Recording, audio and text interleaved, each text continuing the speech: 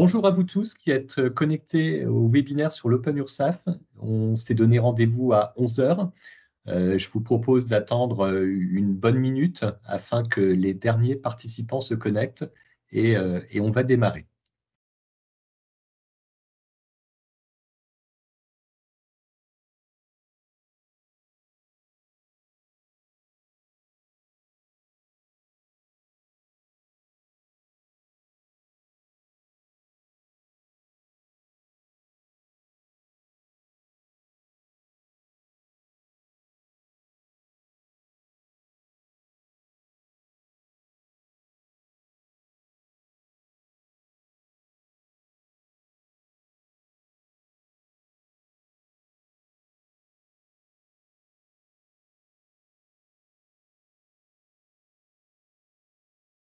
J'ai vu des personnes arriver. Je vous propose de commencer. Merci beaucoup de vous être tous et toutes rendus disponibles ce matin. Avant de commencer, quelques informations pratiques sur le déroulement de ce webinaire. On est ensemble pour environ 1 heure avec un temps de questions-réponses à la fin de l'échange. Vos caméras et vos micros sont désactivés. Je vous invite dès maintenant à poser des questions dans l'espace réservé. Nous y répondrons en fin de présentation. Je vous précise aussi que le webinaire est enregistré et qu'un replay sera disponible et vous sera transmis. Donc, on lance l'enregistrement du webinaire qui est co-animé par Guylaine Janton, qui est directrice régionale adjointe de l'URSSAF Champagne-Ardenne, et par Sandrine Antigny-Gibaud, qui est responsable régionale du service statistique, et par moi-même, chargé de projet sur les domaines du partenariat, de la qualité de service et du marketing. Guylaine, je vous propose de vous laisser la parole pour un propos introductif. Très bien, merci beaucoup Thomas. Bonjour à toutes et à tous. Tout d'abord, je réitère les remerciements pour votre participation à ce webinaire. Ce webinaire est consacré à l'Open Data URSSAF, c'est-à-dire les données socio-économiques mises à disposition en libre accès par l'URSSAF Caisse nationale. Alors bien évidemment, les URSSAF collectent, produisent et diffusent dans le cadre de leur mission de financement de la sécurité sociale un certain nombre de données qui par ailleurs, depuis plusieurs années, sont labellisées au titre de la production statistique et qui ont justement cette labellisation attribuée par l'autorité de la statistique publique. Alors, pourquoi avoir fait ce choix de mettre à disposition, de créer finalement ce site Open URSSAF? C'est surtout parce que l'URSSAF souhaite valoriser les données économiques dont elle dispose, qui sont disponibles, et pour vous les partager, nous permettre ensemble de construire de nouveaux services qui puissent répondre aux besoins de nos territoires. Et cette mission de valorisation, en tout cas cette volonté de valorisation, de mise à disposition, est tout à fait dans la continuité des missions habituelles que nous avons au quotidien. Et ces principales missions, ce sont les suivantes. Les URSSAF, au-delà de la collecte même de cotisations sociales, qui est finalement notre cœur d'activité pour assurer le financement de la protection sociale au quotidien, avec une relation qui est régulière, fréquente avec les employeurs, les travailleurs indépendants et nos autres catégories d'usagers. Nous avons aussi cette mission qui est d'accompagner tous les employeurs, que ce soit des employeurs du secteur privé, du secteur public, mais aussi des entrepreneurs. Donc, c'est dans cette optique que nous avons décidé justement de vous présenter qu'est-ce que cet outil Open URSSAF. Alors, le déroulé de notre présentation sera le suivant. Alors, tout d'abord, rappeler, j'en ai dit quelques mots tout à l'heure, les principales missions de l'URSSAF Caisse nationale, du réseau des URSSAF et donc des URSSAF régionales. Ensuite, il y aura une présentation faite par Monsieur Creton sur finalement quels sont les grands principes de cet outil Open Data.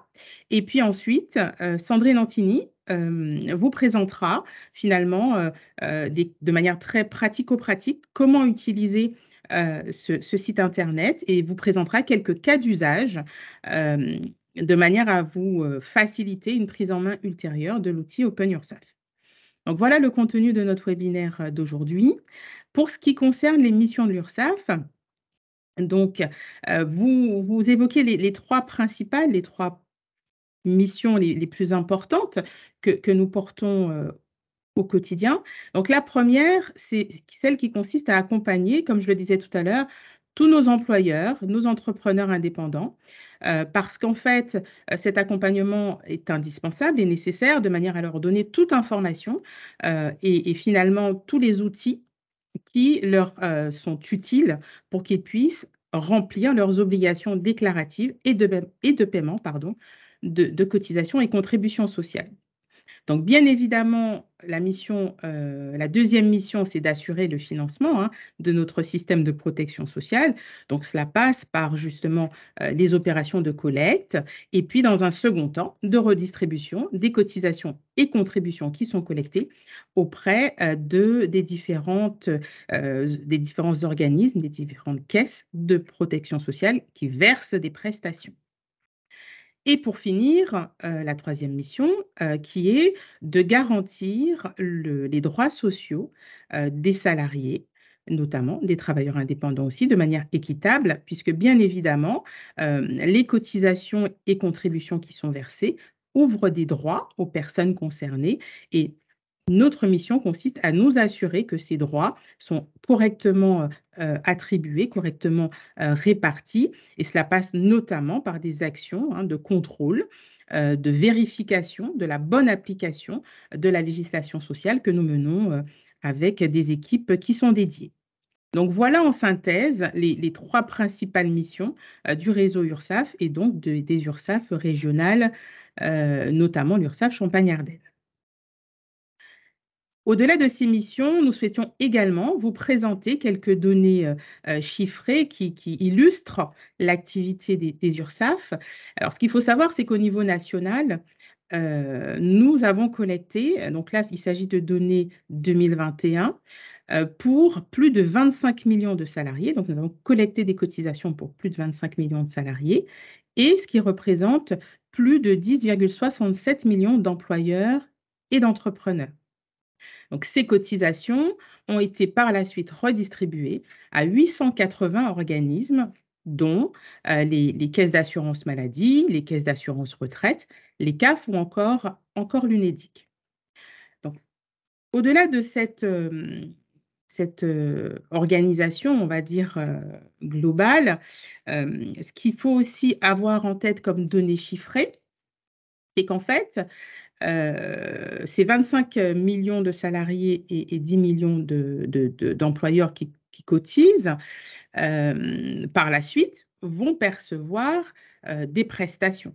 Et donc, nous avons voulu vous montrer la répartition de ces prestations, la redistribution effective des cotisations qui sont collectées. Donc, ces cotisations se répartissent de la manière, cette redistribution, pardon, se répartit de la manière suivante.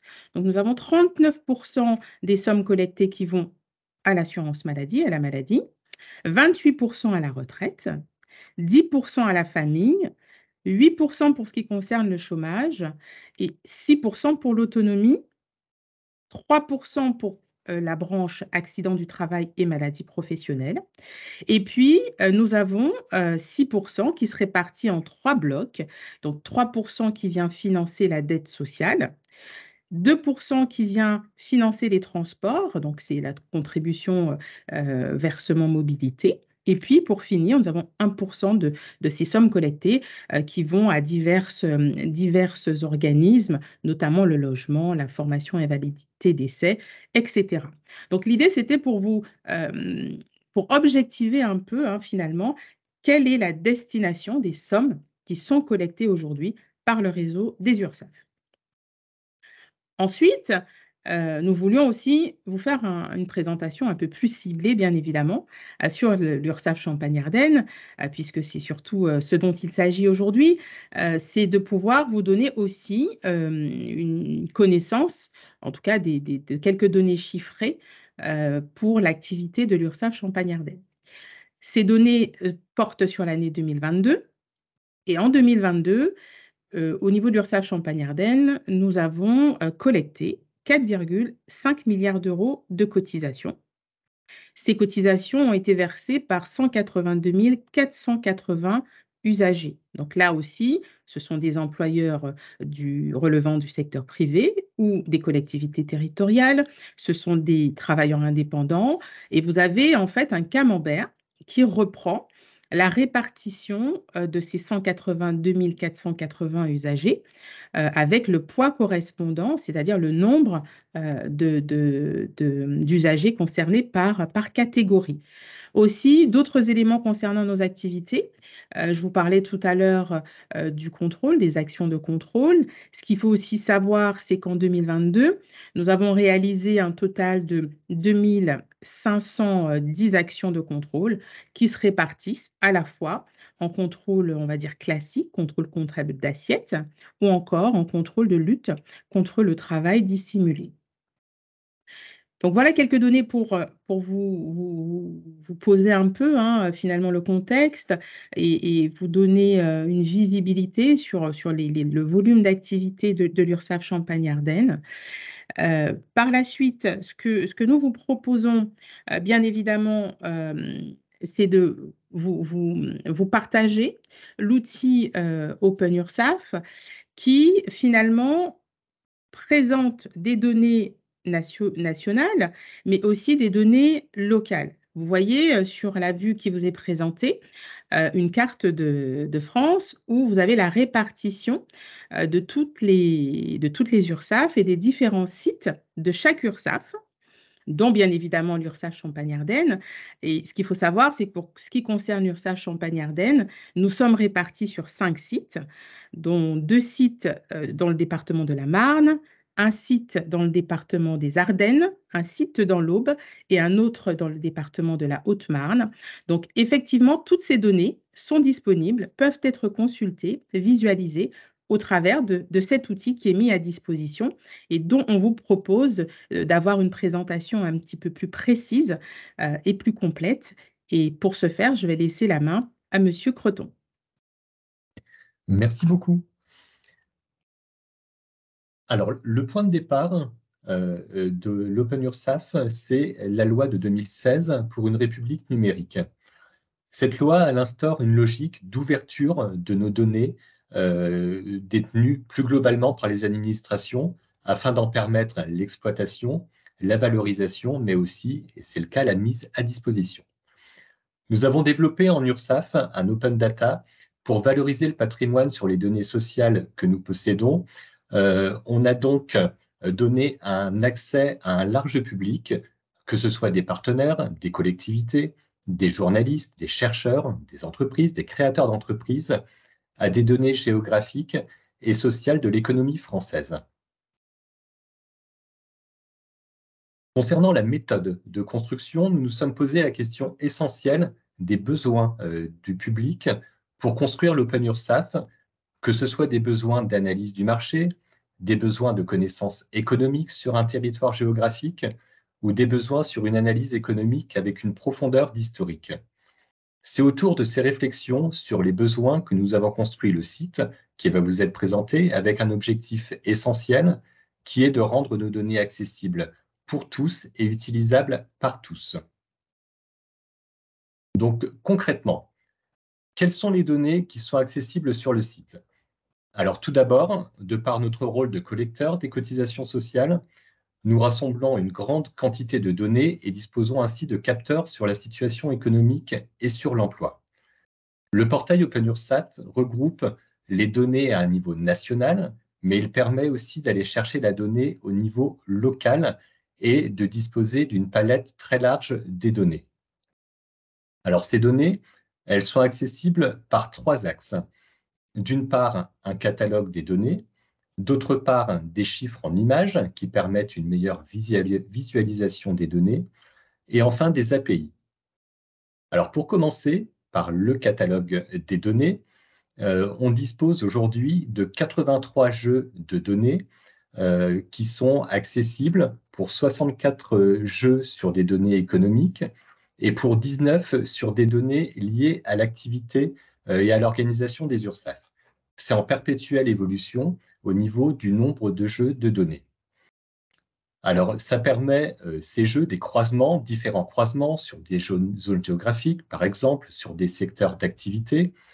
La mise à disposition des données peut être en fonction des cas mensuels, trimestriels ou annuels. Alors, à titre d'exemple, et concernant le marché de l'emploi qui apparaît en vert à l'écran, les données sont accessibles sur la masse salariale et sur les effectifs salariés du secteur privé par zone géographique et par secteur d'activité. Donc là, c'est qu'une illustration, bien sûr, vous en saurez davantage lors de la démonstration qui aura lieu à l'issue de ma présentation. Ensuite, après avoir rapidement vu les jeux de données, on dispose également de data visualisation, de traduction des données en images qui permettent de décrypter plus facilement certains de nos jeux de données par une approche visuelle. Vous le voyez à l'écran, c'est à titre d'illustration. On propose des graphiques, on propose de situer une région ou un département sur la carte de France, on propose des tableaux. Je vous laisse prendre connaissance des 5 data visualisations qui sont actuellement proposées. Là encore, une démonstration va être effectuée par Sandrine Antini tout à l'heure au niveau de cette illustration des jeux de données d'une manière beaucoup plus claire et visuelle. Enfin, l'OpenURSAF, c'est aussi un accès expert via des API, les interfaces de programmation applicative. C'est un accès réservé à un niveau expert qui permet d'interagir directement avec notre système d'information et ainsi de créer de nouveaux services directement connectés à l'URSSAF. Aujourd'hui, donc l'Open URSSAF, comme je vous le dis, c'est en perpétuel mouvement, en perpétuelle évolution, possède de très nombreuses informations sur les entreprises, les salariés, les travailleurs indépendants, sur tous les secteurs, toutes les catégories qui sont visuellement dans des ronds de couleurs.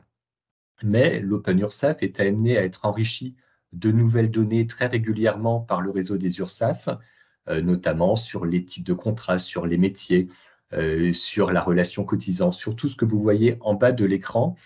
C'est des données qui sont, au fur et à mesure du temps, rendues accessibles par le réseau des URSSAF dans le site Open URSSAF. Alors, je vous propose de passer à la démonstration en direct.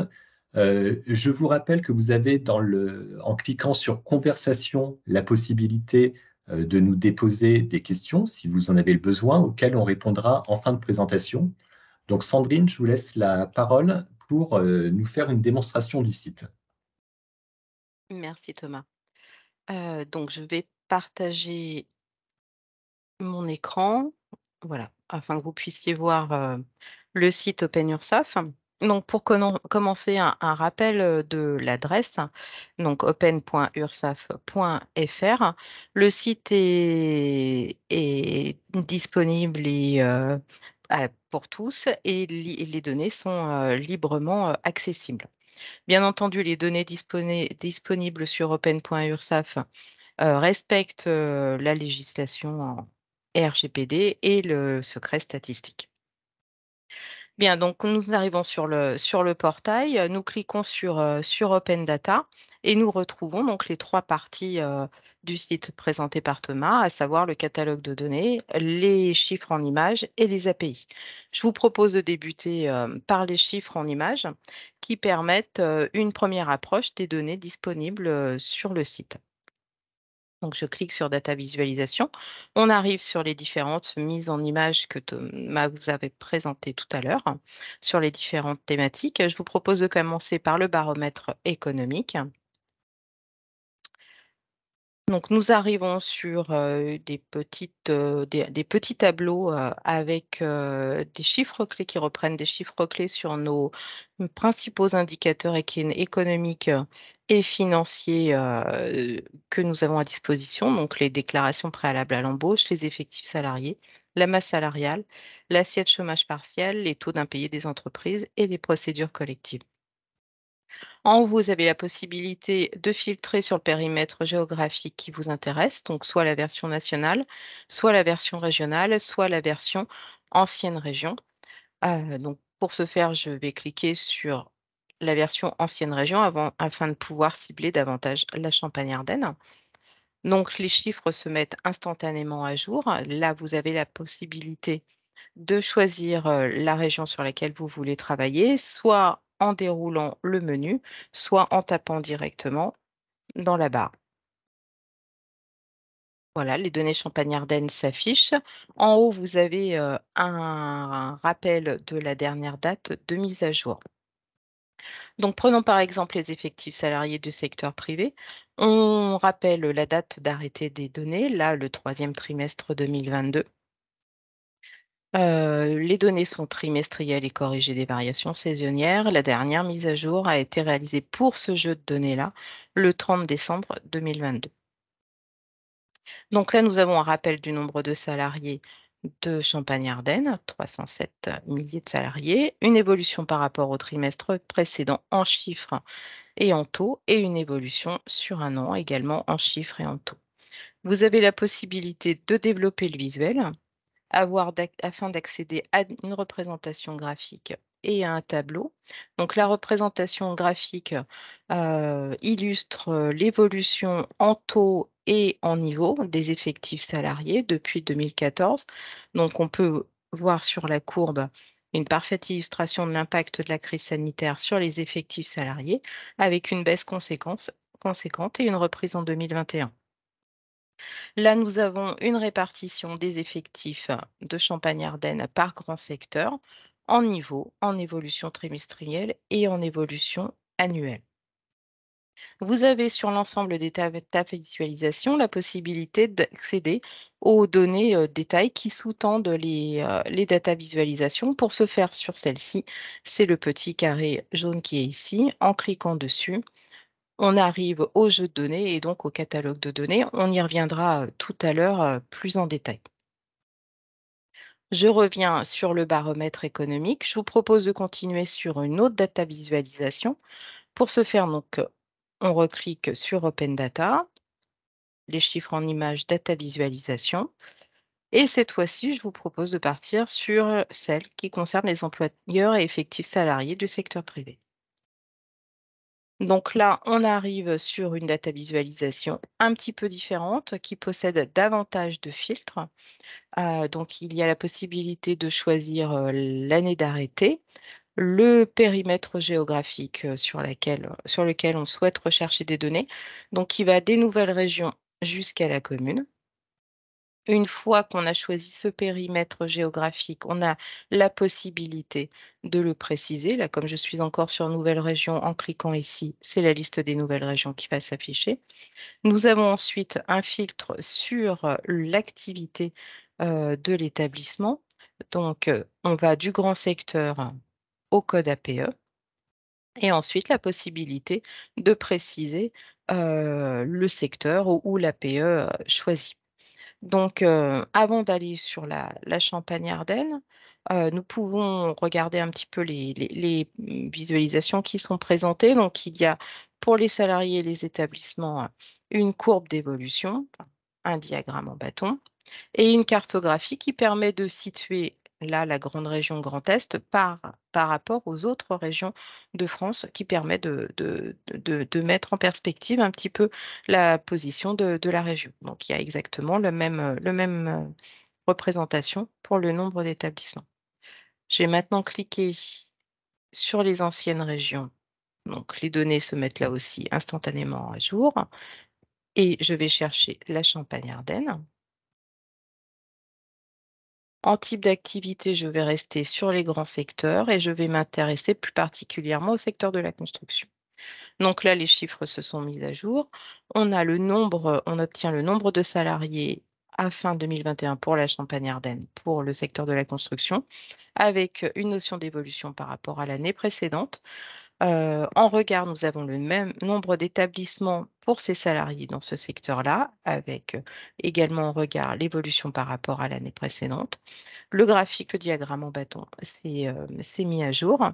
La cartographie, elle a un petit peu moins d'intérêt puisqu'évidemment, on ne voit plus que les données de la Champagne-Ardenne. Il n'y a plus cette mise en perspective.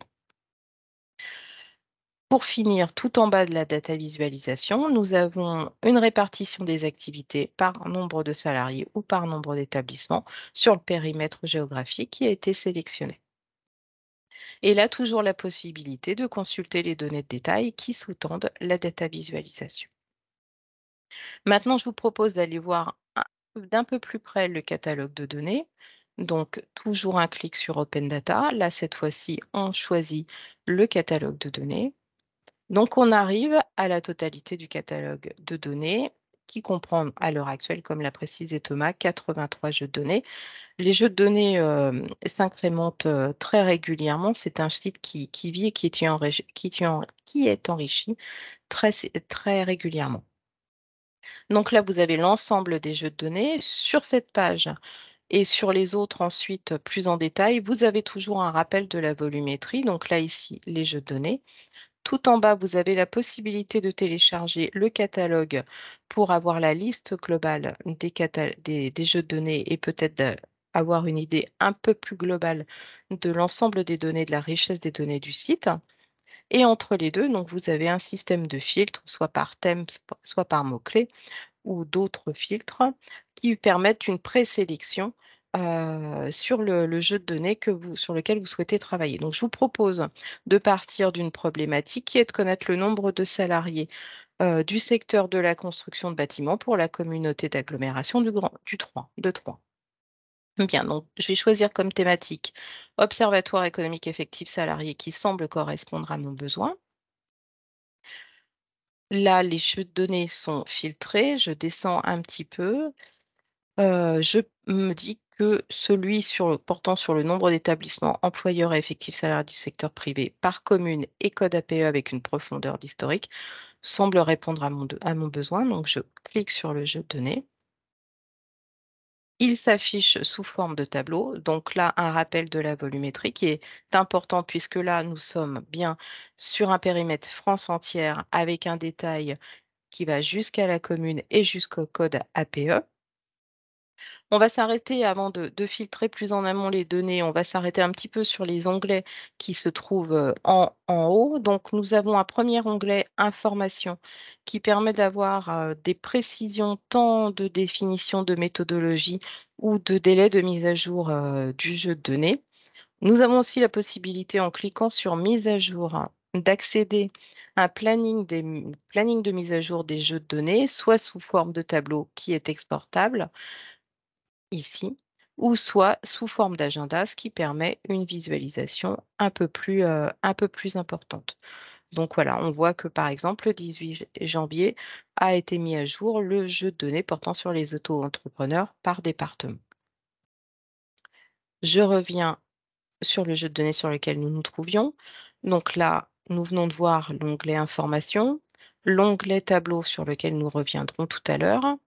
Nous avons également un onglet d'analyse qui permet de réaliser des graphiques afin de se projeter davantage dans la donnée afin de l'approprier. Donc, l'axe des Y, enfin, tout peut être personnalisé en fonction de ce qui vous intéresse. Nous avons un onglet mise en perspective qui permet une autre data visualisation supplémentaire sous forme de cartographie.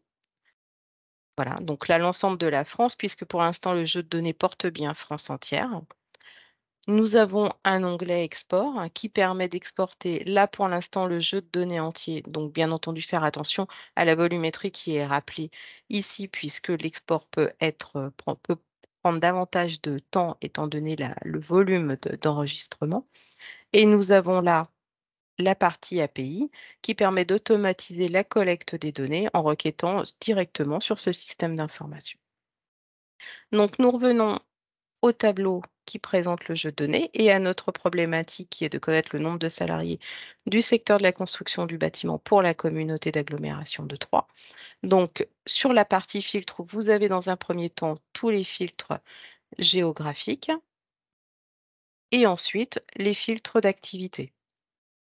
Vous avez au début les filtres sous forme de libellé et ensuite les formes sous forme de codification. Donc, je reviens tout en haut. Je souhaite travailler sur la communauté d'agglomération de Troyes. Donc, dans les listes des nouvelles régions, je vais choisir le Grand Est. Dans les anciennes régions, je vais choisir la Champagne-Ardenne. Donc, vous voyez qu'au fur et à mesure, les enregistrements se filtrent puisque nous n'en avons plus que 26 000. Nous allons choisir ensuite le département de l'Aube et dans la liste des EPCI, la communauté d'agglomération de Troyes, Champagne Métropole. Ensuite, nous allons filtrer les secteurs d'activité, donc là, la construction. Et dans la NAF 88, le secteur de la construction de bâtiments. Donc là, nous n'avons plus que 44 enregistrements. C'est ce que nous recherchions. Donc, nous pouvons maintenant exporter les données en cliquant sur l'export du jeu de données au format Excel, mais vous avez également le format CSV et le format JSON. Je clique sur l'export au format Excel. Donc là, j'ai la possibilité d'ouvrir ensuite le fichier. Et voilà, il s'exporte de façon brute. Vous avez l'intégralité du jeu de données que vous avez filtré avec les critères qui vous intéressaient. Bien entendu, vous pouvez réaliser un autre export ensuite sur le site OpenURSAF pour compléter ce premier export. Voilà, j'espère que ces exemples vous ont permis de concrétiser les perspectives de l'outil. Je vais peut-être laisser maintenant la place à vos différentes questions. Thomas, je vous rends la parole. Merci Sandrine. Donc, merci beaucoup pour la présentation. On a très peu de questions, mais je vous invite à les poser en direct. Si vous le souhaitez, je ne sais pas si au niveau de la production, les micros ont bien été ouverts. Je me remets au bon endroit sur mon support, j'en suis désolé. Voilà. Donc, je vois une question sur la présentation. Est-ce que la présentation pourra être transmise? Oui, bien sûr. Plus globalement, le webinaire est enregistré et le replay sera mis à disposition. Donc, la présentation, maintenant, le cœur de la présentation, c'est aussi le direct sur le site qui vient d'être effectué par Sandrine Antigny. Et grâce au replay, vous aurez accès à toutes les données que l'on a pu vous présenter ce matin. Donc oui, ça sera bien transmis. On va revenir vers vous pour vous transmettre les éléments. Je vous propose de répondre à un sondage qui doit apparaître sur l'écran, qui va nous permettre de s'assurer que nos propos ont été clairs, mais aussi de nous améliorer pour de prochains événements. Donc voilà, il apparaît. Je vous remercie d'y répondre si vous le souhaitez. Je vous laisse quelques secondes, mais il n'y a qu'une question, c'est pour avoir une approche assez globale.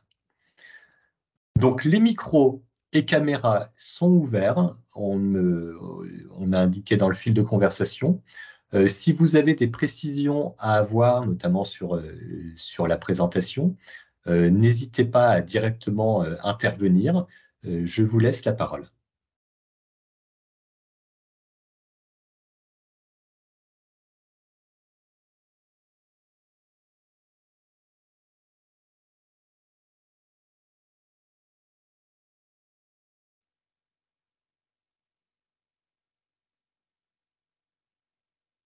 Très bien. Donc, Alors, ouais, je patientais une seconde parce que j'avais l'impression que je voyais une couleur s'allumer, mais je ne sais pas si ça fonctionne au niveau du son. C'est pour ça. Je vous ai envoyé une question via le chat sur les précisions apportées lors d'utilisation de vos données. Je pense notamment si on s'en sert pour des présentations. Donc mention de la source en données URSAF et puis l'année. C'est tout à fait ça, oui. Très bien, merci. Et je ne vois pas d'autres questions. Je vous invite dans les quelques secondes qui suivent à les poser en direct si vous le souhaitez. Sinon, nous pourrons répondre évidemment à toute question à un autre moment et surtout après l'utilisation que vous aurez pu faire du site OpenUrsaf. Vous en savez maintenant tout ou presque. Il reste à découvrir de votre côté parce que c'est ça tout l'intérêt, que vous puissiez consulter en toute autonomie les notions et ce qui est disponible sur le site. Merci à vous tous d'avoir assisté à ce webinaire. Alors, Je vous nous avons une confirme. question. Oh, pardon. Il y avait une personne qui a levé la main. Merci. Bonjour. Merci beaucoup. Vous m'entendez? Oui. Très bien. Oui, j'avais une petite question. Si on a un souci, est-ce qu'on pourrait avoir le nom d'une personne à contacter qui pourrait nous donner un petit coup de main? Je ne sais pas si on a une recherche très précise à faire, par exemple, et qu'on a un peu de difficulté. Est-ce qu'on pourra avoir un contact ou pas? Je pense notamment à mon responsable qui n'a pas pu participer et qui va suivre le replay. Et je pense qu'il va être moteur de questions. Et du coup, si on peut avoir, je ne sais pas, même un mail, hein, mais quelqu'un à contacter.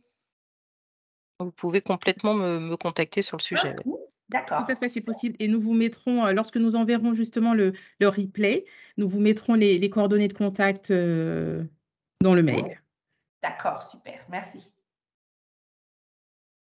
En coordonnées accessibles dans le fil de conversation, Sandrine Antigny vient d'indiquer l'adresse du site parce que c'est essentiel pour que vous puissiez naviguer.